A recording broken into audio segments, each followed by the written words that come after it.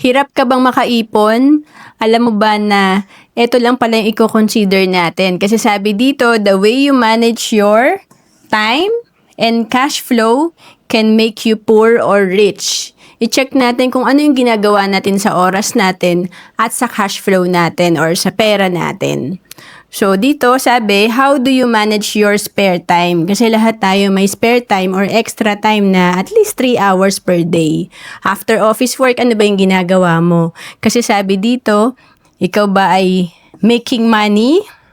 Letter A. Letter B, waste time. Kasi yung iba, nanonood lang ng Netflix o kaya naman, talagang more on naglalaro tayo ng games. Kasi ginawa ko rin yan noong 2012. Talagang puro laro lang ako at na-addict din ako. Or letter C, waste money. Yung iba naman, talagang nagsha-shopping or gumigimik, sayang yung oras. Lalo na kung wala pa tayong ipon. And then, sabi dito, how do you manage your salary naman? Anong ginagawa mo sa income mo? Save some? Letter B, spend all? Mahirap naman kung gagastusin natin lahat kaya wala tayong naiipon. Or spend before you receive it? Worst case, hindi pa natin natatanggap yung kinikita natin. Talagang nakapunta na yan sa mga utang natin. Hindi na natin nahahawakan, sabi nga ng iba. And sabi nga, ang solusyon natin para makapag-ipon, you have to earn additional income.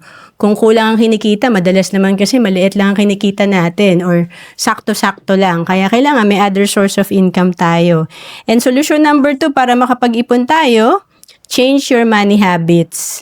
Reduce expense, pay yourself first. Ibig sabihin, disiplinahin natin yung sarili natin kasi pwede naman pala tayo makapag-ipon na kahit na 2,000 per month or 10% na kinikita natin, gawin natin. And of course, yung sinasabing pay yourself first, unahin mong itabi sa iyong salary or income. Pag kumita ka, itabi mo na agad yung 10% to 20% na kinikita mo. Ito yung pasweldo mo sa sarili mo, ito yung savings mo. And sabi, it's not what you earn that counts. It's what you keep. Ibig sabihin, kahit na malaki kinikita mo kung wala kang disiplina, wala ka ring maiipon. At yung iba, nababaon pa sa utang. Importante, itong iipunin mo. Pag naipon mo yan, gawin mo consistently at palaguin mo. At kung naghahanap ka kung saan ka pwede mag-ipon at mag-invest, pwede ka sa Kaiser na sinimulan ko rin noong 2012 kasi tinatawag to na level 1 investing. 3 na agad ang meron ka. Sa Kaiser, meron kang investment, healthcare at life insurance. Magandang simulan to para sa ating retirement at sa potential natin na passive income. And kung OFW ka, pwede ka sa Kaiser. We have online application.